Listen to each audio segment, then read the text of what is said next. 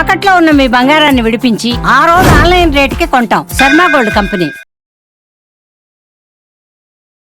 నమస్తే సురేష్ బాబు గారు. కీర్తి గారు నమస్కారం అండి.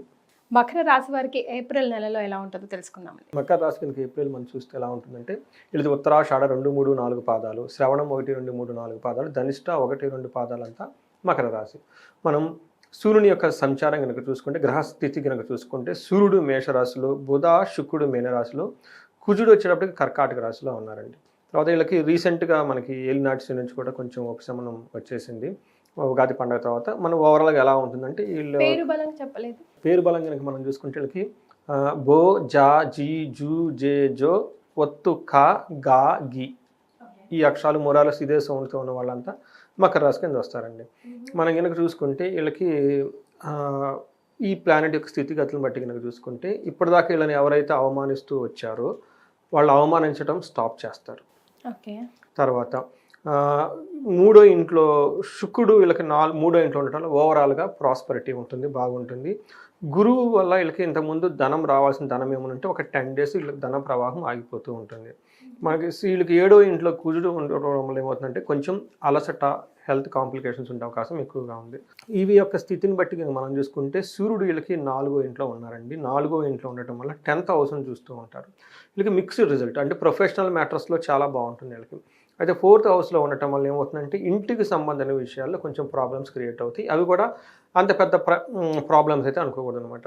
బట్ ఏముందుకంటే మన మహర్షులు అంత క్లేశ లోన ఎక్కడో విచారం కలిగినట్టు ఉంటుంది. గృహ ఛిద్రం, ఇంట్లో ప్రాబ్లం, భయం. అందుకని ఎందుకంటే 4th హౌస్ సుఖస్థానం అనమాట. సుఖహాని, సుఖానికి ప్రాబ్లం అవుతుంది. తర్వాత సుఖహాని, మభోజనం, సరిగ్గా భోజనం చేయలేని పరిస్థితిలో ఉంటుంది. ఎప్పుడైతే భోజనం చేయట్లేదో వాళ్ళ మీద క్రూర గ్రహాల యొక్క ఇంపాక్ట్ ఉంటుంది. అందుకని టయానికి భోజనం చేస్తే ఆ ఇంపాక్ట్ పోతుంది. తర్వాత ప్రయాణే విఘ్నమాభూతి, ప్రయాణాలు ఆటంకాలు ఉంటాయి. సో ఈ ప్రకారం వీళ్ళకి చూసుకుంటే సూర్యుడు చిన్న చిన్న ప్రాబ్లమ్స్ని క్రియేట్ చేస్తున్న ప్రాబ్లంలో ట్రావెల్స్లో కొంచెం ఇబ్బంది పడటం, సౌఖ్యంగా ఏదైనా చక్కగా ఉంటుంది అట్లాంటి వాటిలో లేకుండా ఉండటం, అసౌకర్యానికి గురవ్వటము, తర్వాత ఇంట్లో ప్రాబ్లమ్స్ ఇవన్నీ క్రియేట్ చేస్తూ ఉంటాడు. బట్ ఓవరాల్గా కనుక చూసుకుంటే జాబ్లో చాలా పర్ఫెక్ట్గా డైనమిక్ వర్క్ చేస్తూ ఉంటారు 10వ దృష్టి ఉండటం వల్ల.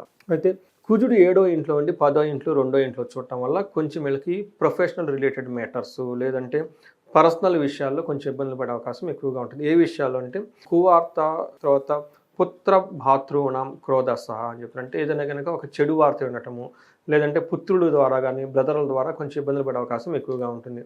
10వ ఇంట్లో దృష్టి ఉండటం వల్ల ఏమవుతుందంటే ప్రొఫెషనల్ రిలేటెడ్ మ్యాటర్స్లో ఎక్కువ తిరుగుతూ ఉండాల్సి వస్తుంది. వీళ్ళకి కొంచెం స్ట్రెస్ఫుల్గా గురే అవకాశం ఎక్కువగా ఉంది. 2వ ఇంట్లో ఉండటం వల్ల అగైన్ వీళ్ళకి దుర్మార్గుల సమాసము, భయము, అధికారులతో అసంతృప్తి, కఠినంగా మాట్లాడే అవకాశాలు ఎక్కువగా కనిపిస్తున్నాయండి. ఓవరాల్గా కనుక చూసుకుంటే వీళ్ళకి ఒక తటస్థమైన మంత్రులు పెద్ద ఎక్కువగా ఏమీ ఉండదు అన్నట్లు మనం చెప్పుకోవాలన్నమాట. ఇబ్బంది పడే సిచ్యువేషన్ అయితే ఏమి ఉండదు. 3వ ఇంట్లో శుక్రుడు వీళ్ళకి అగైన్ మళ్ళీ మంచి యోగ్యతనిస్తున్నాడు.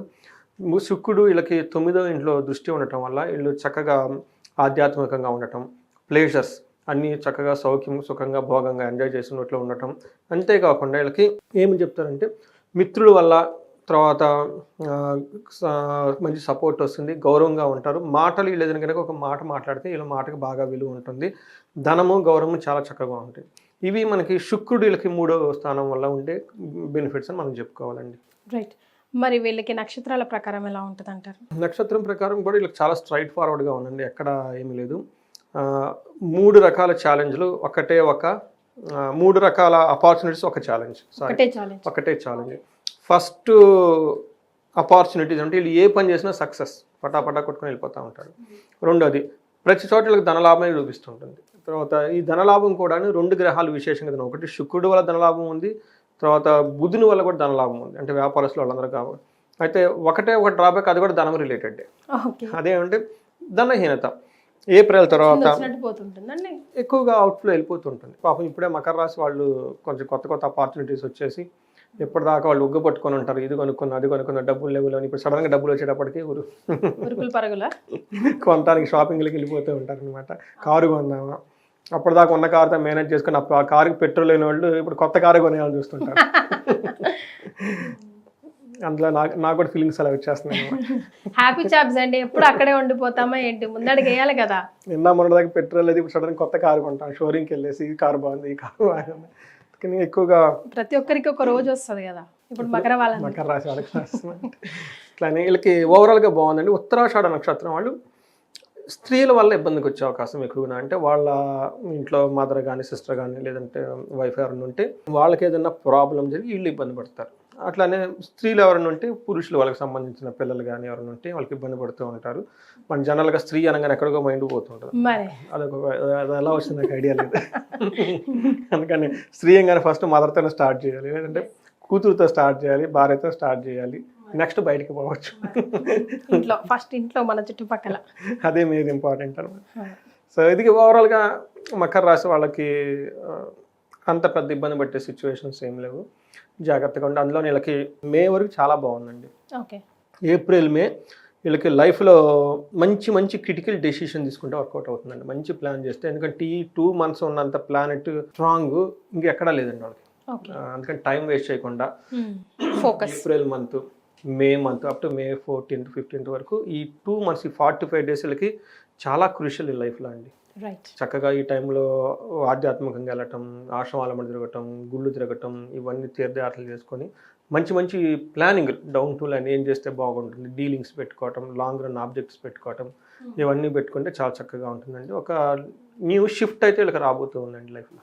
ఎస్. సో ఆ న్యూ షిఫ్ట్ని వీళ్ళు గ్రాస్ప్ చేసుకోవాలంటే ఎలాంటి రెమెడీస్ సూచిస్తారండి? అద్భుతంగా చెప్పారండి. యాక్చువల్లీ ఇది నా పర్సనల్ ఎక్స్పీరియన్స్ కూడా. ధనహీనత వెళ్ళిపోతూ ఉంటుందండి. వీళ్ళకి ధనానికి సంబంధించి చాలా కేర్ఫుల్ తీసుకోవటం ఇంపార్టెంట్ అండి. దానకర్ణలాగా అందరికి దానం చేయకుండా వచ్చిన దాన్ని కొన్ని రోజులు ఇంట్లో లాకర్లోనో బీరువాలోనో పెట్టుకొని ఎక్స్ట్రా టక్ టక్ అని ఖర్చు చేయకుండా కొంచెం ఆగి వచ్చిన డబ్బులు అంటే బయటికి పంపకుండా ధనలక్ష్మి కొంచెం నమస్కారాలు చేసుకొని పూజ చేసుకొని జాగ్రత్తగా ఉండాలి. ఎవరికైనా కనుక ఈ టైంలో ధనం వల్ల రావటం లేదు అంటే సీరియస్గా కన్సర్న్ అండి. వాళ్ళు ఖచ్చితంగా హోమాలు యజ్ఞాలు చేయించుకోవాల్సిన వేరే మార్గం లేదు. ఎందుకంటే ప్లానెట్స్ ఎంత సపోర్ట్ ఇస్తున్నా, ప్లానెట్స్ సపోర్ట్ లేకపోతే అది వేరే విషయం. నిన్న మొన్న దాకా అష్టమశని అన్నారు, ఏలినాటి శని అదంతా అన్నారు, అదంతా అయిపోయింది కదా. ఇప్పుడు వీళ్ళకి మంచి ట్రెండ్ ఉంది కాబట్టి ఈ టైంలో చక్కగా వీళ్ళు ఎవరైనా కనుక ధనానికి విపరీతంగా ఖర్చు కాకుండా కుబేరు పాశుపత అభిషేకం చేయించుకుంటే at least something with related to money కనుక ఏదైనా కనుక పూజ చేసుకుంటే ధన ప్రవాహం వస్తుందండి. ఒక్కడ కనుక చేస్తే సరిపోతుందండి. ఇంకేదైనా కనుక ప్రాబ్లం ఎవరికైనా ఫేస్ చేస్తుంటే ఒక్కసారి చండీ హోమం ఇంట్లో చేయించుకుంటే బాగుంటుందండి. బ్రాహ్మణ ఘోష చేస్తారు, వేద ఘోష, వేద ఆశీర్వాదం, అంటే మొత్తం అందులో చేసేస్తారు కాబట్టి బాగుంటుందండి.